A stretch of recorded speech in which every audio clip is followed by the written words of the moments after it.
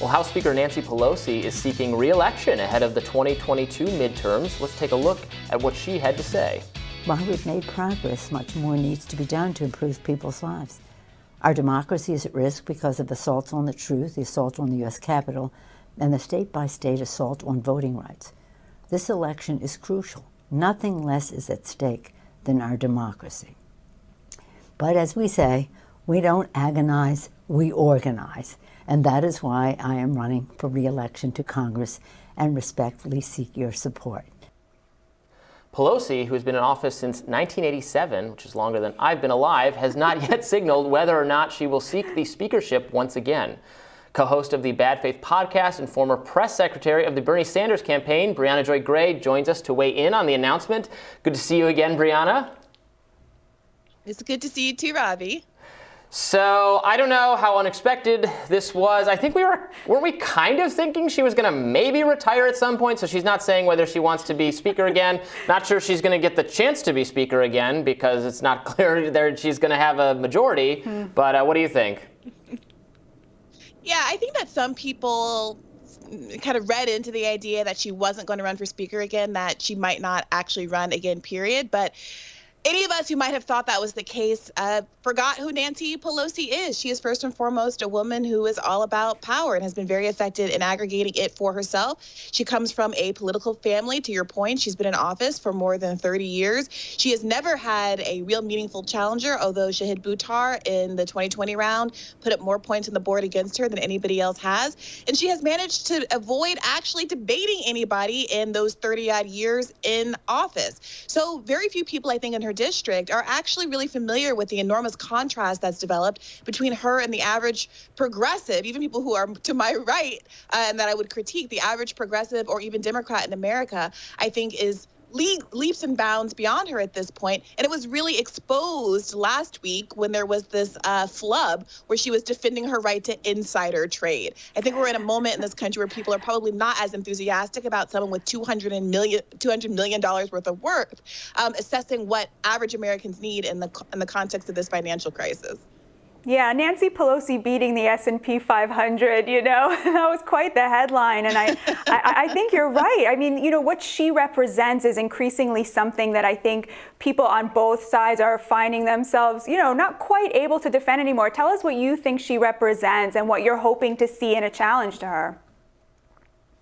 Well, for one, I'm hoping to see a debate. At very least, she owes that to her constituents. And frankly, because she served such a national role as Speaker of the House, she owes it to all of us to defend not only some of the choices that she's made while Speaker, including the debacle that has been Joe Biden's presidency so far, and the failure to leverage the House's narrow majority votes to actually get some progressive items on the table. She is someone who came into office talking about herself as a champion for Medicare for all. And I don't know that I've ever actually heard her articulate those words, except for maybe to be dismissive of someone like Bernie Sanders in a primary context.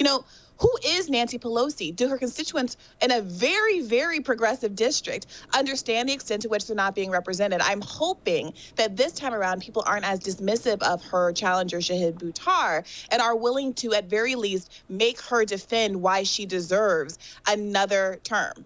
I remember reading something from Matt Iglesias, who's arguing that European political parties, their younger people come along and they push out the older people. In the U.S., we have, my God, it is the very, very elderly at this point running both political parties. You're going to have, in all likelihood, I suspect, Donald Trump and Joe Biden again, one of them, serving another term, and then the Speaker of the House, if it were to be Nancy Pelosi again, another very elderly person. I'm not trying to demonize the elderly, but we are being governed by the super old at this point, more so than any other point in our nation's history, I suspect. Well, I think that it's not just about ageism, right? It's the fact that these people aren't able to justify why it has to be them when there are all of these other people that should be coming up behind them. Someone like Bernie Sanders could credibly make an argument that he's the only independent in the Senate. He's the only person who has taken the positions he's taken over his career. He's the only person who is as progressive as he is that also has the record that he has and the public profile to run for president, right? Like, someone like him can make that case. Nancy Pelosi, in that 3-minute interview that you played a clip of at the top of the episode, never articulates why it is that she respectfully is asking for our reelection. What is Nancy Pelosi bringing to the table?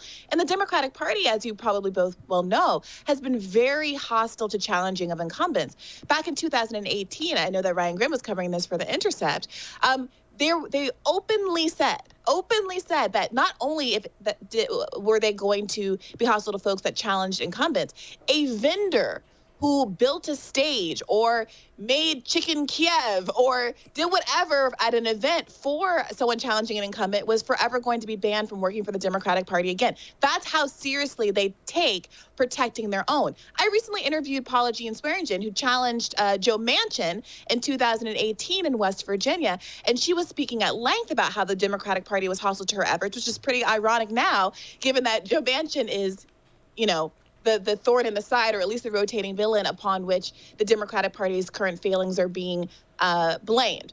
So, I think this is a moment that could be potentially very useful, even if Pelosi manages to eke this one out, because it is very difficult to unseat somebody like this, to expose the extent to which the Democratic Party has been running cover for figures that are not serving the interests of their constituents. Yeah, I still think there's just even like a very basic liability concern for having so many of our very top political offices occupied by very, very old people, particularly in the middle of a pandemic, for whom they are the most at risk. Maybe that's wrong of me to say. Here's crazy. Another one. What? Here's another one, Jim Clyburn. Interviewed on Monday's episode. Jim Clyburn, I believe he's 80 or 81. He has also been in office for about 30 years.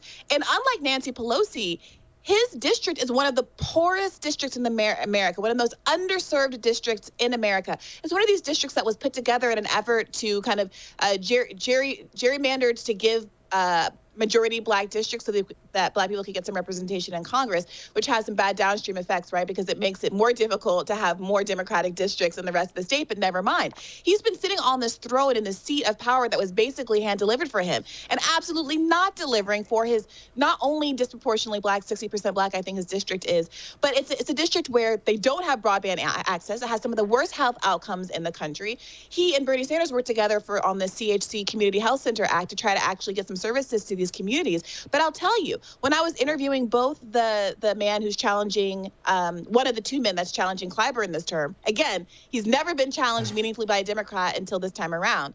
But when I was interviewing Greg Marcel Dixon, who's challenging him this time around, I couldn't even get broadband service. We couldn't connect. We had to reschedule for a following day. He was in his car driving to the library to see if we could get access. This is the country we live in, and the Democratic Party is protecting the people who are overseeing, who are responsible for districts like this where people are really suffering.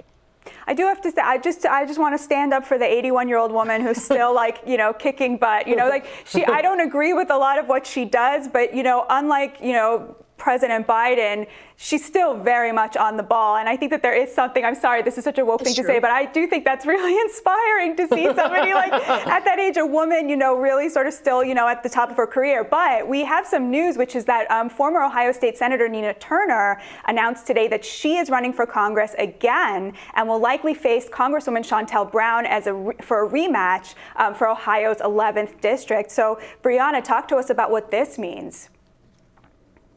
Well, this means we're going to see yet another example, in all likelihood, of the Democratic Party rallying to the establishment defense.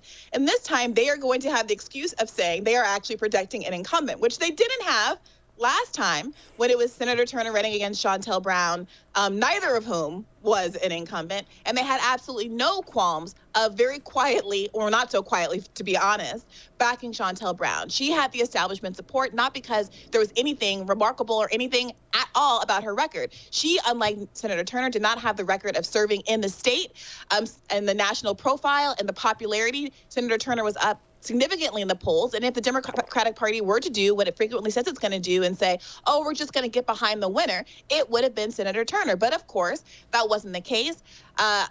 Dark money poured in for Shontel Brown, smearing Senator Turner with mailers that suggested that Senator Turner was against a $15 minimum wage and all the progressive policies that every Nimrod in America knows that she's absolutely for. But it worked. It worked. There was an absolute blitz across media and with these paper flyers at people's doors.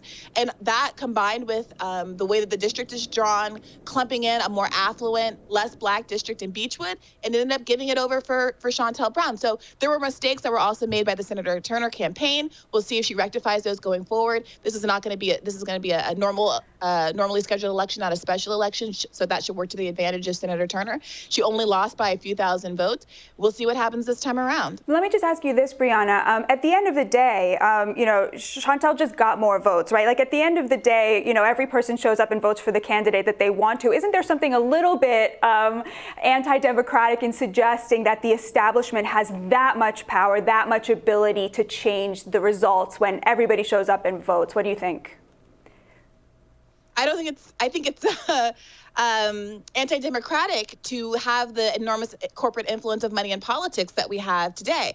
I don't think that just because special interest groups get behind you the way that they did behind Shontel Brown and enable you to run a blitz of commercials where I was in Cleveland for the election. It was really something like 1 out of every 3 commercials that would air between episodes of, Maury were really attack ads. And not just attack ads saying true things that people who disagree with Senator Turner's politics might, just agree with, but misleading lies about what Senator Turner stood for. I mean, what's really important to note is that Shontel didn't run on the idea that Senator Turner is too progressive. They understand that people in the state and across the country actually embrace the policies that Senator Turner is advocating for. What they did was lie about Senator Turner's record and take the fact that she had objected to the Democratic Party platform, committee platform, because it wasn't progressive enough to make the claim that she was objecting to the progressive items that were in that platform. That is dishonest. And there's nothing democratic about misleading the public